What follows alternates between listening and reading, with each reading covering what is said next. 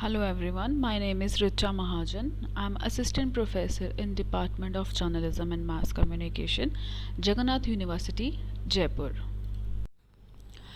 Today my topic is what are lenses. So, what are lenses? A camera without a lens is useless to a photographer. The lens is what focuses light from what type you see through the viewfinder into a tiny, typically 35 mm spot on the back of your film. DSLR or mirrorless camera. If you remove the lens from your camera, the only kind of image you can produce is white light. Consequently, a high quality lens can help you capture great photos even with a cheap camera, while a low quality lens can make the best camera mediocre and the resulting image quality poor. A lens is a tool used to bring light to a fixed focal point. In a film camera, the lens sends the light to the film strip, while in a digital camera like DSLRs or mirrorless cameras, the lens directs light to a digital sensor. Camera lenses are made up of series of glass plates that are convex covered outwards or concave covered inward. Next is camera lens characteristics. All lenses filter and focus light so that it hits the sensor or film strip correctly. However, there are a variety of other factors that determine how a camera lens affects the look and quality of the final photo. Number one is focal length. Focal length is the measurement of distance in millimeters between the point of convergence of your lens and the sensor recording the image. The focal length range of a lens is expressed by a number, and that number tells you how much of the scene of your camera will be able to capture. Smaller numbers have a wide angle of view and show more of the scene. Larger numbers have a narrower angle of view and show less. Next is aperture. Aperture is how big the opening is that lets light in, expressed in f-stop. F-stops are counterintuitive because the larger number, the smaller the opening. For example, f by 2.8 allows twice as much light into the camera as f4 and 16 times as much light as f11. Aperture affects the depth of field. Larger openings create a shallower depth of field, and while smaller openings make more of the image in focus. Next is maximum aperture. Lenses will list a maximum aperture on the barrel, indicating the maximum width a lens aperture can open. Typically, lenses with a wider maximum aperture cost a bit more. A lens with a wide maximum aperture is great for low light situations, so if you are considering night photography, it might be worth the investment. Next is depth of field. Controlling the amount of the photo that is in focus is one of the photographer's best tool to help draw the viewer's eye where you want it. For example, landscapes are typically shot so that everything is in focus, so photographers will shoot at small apertures, example f11 or f16. The depth of field varies with the type of lenses due to maximum aperture. Next is we will talk about types of lenses: normal lens, zoom lens, telephoto lens, wide angle, and fisheye. A normal camera lens, also known as a standard lens or a normal focal length lens, refers to a lens that produces an angle of view that is similar to what the human eye sees. It provides a perspective that closely matches our natural vision without any significant distortion or magnification. In 35 mm film or full frame digital cameras, a normal lens typically has a focal length of around 50 mm. However, the specific focal length considered normal can vary depending on the camera's sensor size. For example, in cameras with smaller sensors such as APS-C or micro four thirds, a normal lens might have a focal length of around 35 mm or 25 mm respectively. Normal lenses are often chosen for their versatility and ability to capture scenes in a way that closely mimics human perception. They are well suited for a wide range of photography genres, including street photography, everyday snapshots, portraits, and general purpose photography. A normal lens provides a natural field of view, allowing you to capture scenes as you see them without significant distortion or compression. Next is, compared to wide angle lenses with shorter focal length or telephoto lenses with longer focal lengths, normal lenses tend to have a more moderate angle or of view and offer a balanced perspective. They are typically lightweight, compact, and have wide maximum apertures, which makes them ideal for low light situations and achieving shallow depth of field for subject separation. Normal lenses are considered a good starting point for beginners, as they provide a versatile focal length for various photographic situations.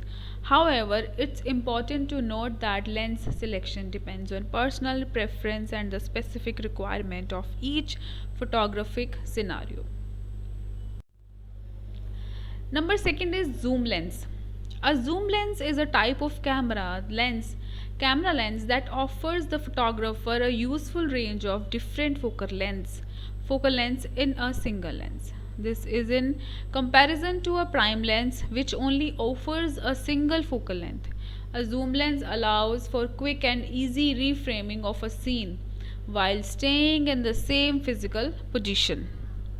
Sigma offers a line of over 20 zoom lenses for DSLR photographers, ranging from wide angle zoom lenses, super telephoto zoom lenses, and high zoom ratio all in one lenses for both full frame DG and APS-C DC digital cameras. Zoom lenses come in different focal length ranges such as 24-70 mm, 70 to 200 mm, or even super zoom lenses like 18 to 200 mm or 24 to 300 mm.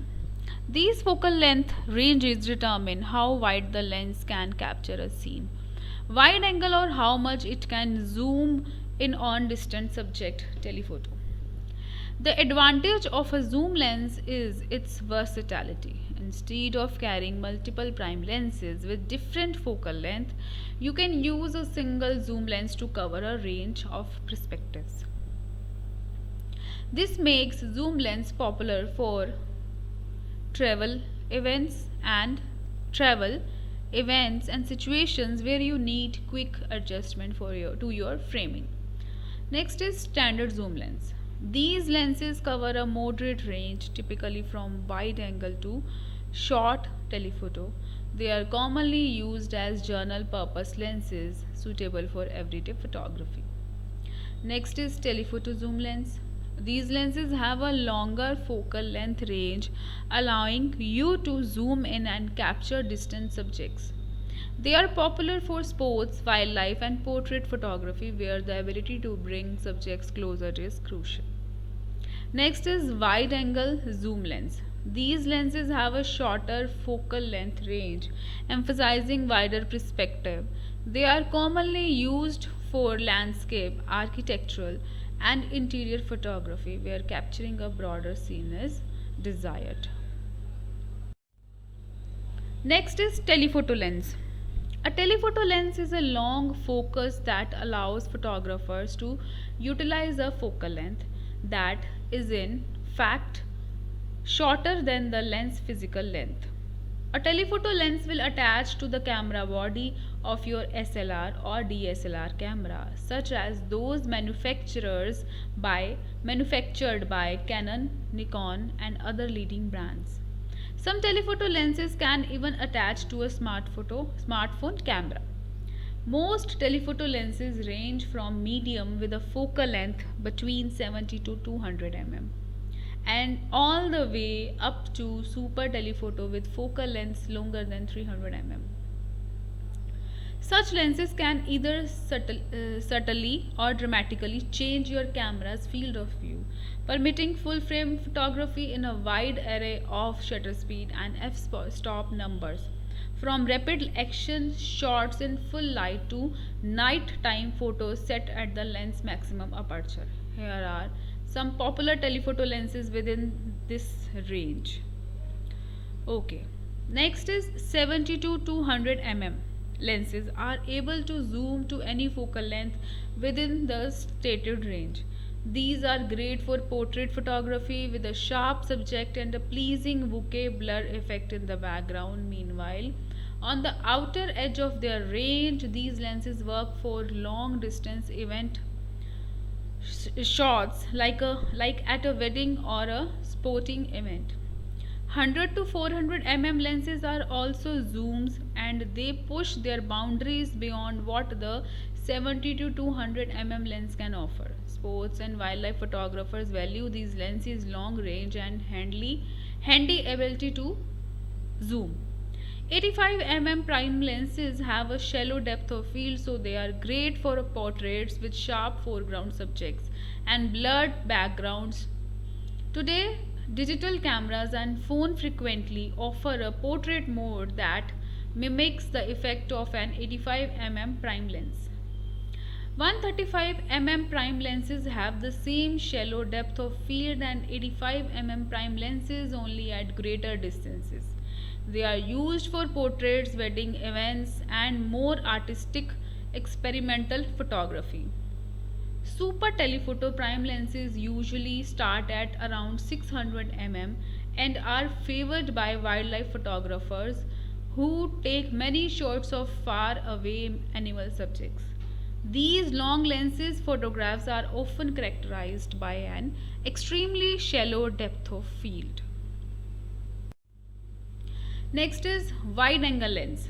The most common description is that a wide angle lens displays a wider field of view than our vision. However, this does not translate directly to millimeters, mm and degrees. So what focal length in mm can be considered wide angle? The popular definition is that a lens below or equivalent to 35 mm is considered a wide angle lens. This is roughly 65 degrees of diagonal field of view. Next is focal length. Wide angle lenses typically have a focal length shorter than 35 mm. For full frame cameras, the focal length can vary, but common wide angle focal lengths include 24 mm, 20 mm, 16 mm or even wider. Next is field of view. Wide angle lenses have a wider field of view, allowing you to capture more of the scene in a single frame. This is particularly useful for landscape photography, architecture, interior photography, and situations where you want to emphasize the vastness or expansiveness of a scene. Expansion of a scene. Perspective distortion is the next point. Wide angle lenses can introduce perspective distortion, particularly when objects are close to the camera. This can result in objects appearing larger in the foreground while objects in the background appear smaller. This effect can be creatively used to add depth and exaggerate the spatial relationship within a composition. Next is deep depth of field. Wide angle lenses inherently have a greater depth of field, meaning that more of the scene is in focus from near to far. This can be advantageous in landscape photography or situations where you want to ensure sharpness throughout the frame. Next is environmental portraits.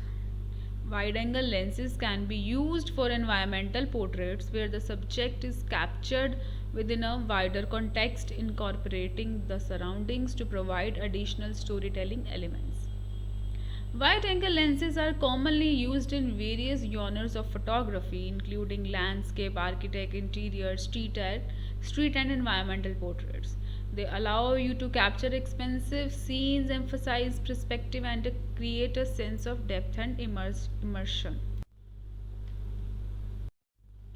Next is fisheye lens.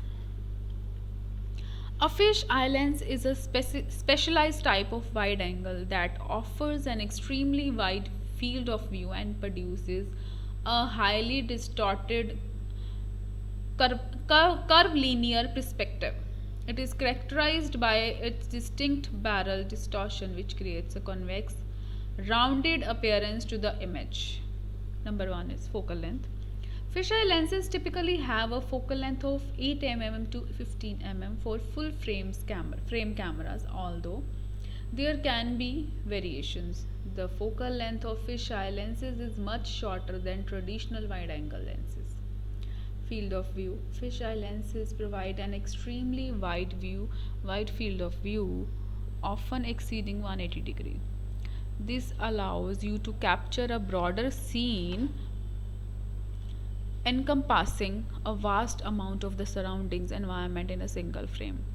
Distortion. Fisheye lenses are known for their extreme barrel distortion, which results in a curved, distorted perspective. Straight lines near the edges of the frame appear highly curved or bent, giving images a unique and visually striking effect. Creative effects. Fisheye lenses are popular for their creative potential. The pronounced distortion and exaggerated perspective can be used artistically to create surreal or abstract images. Add a sense of dynamism.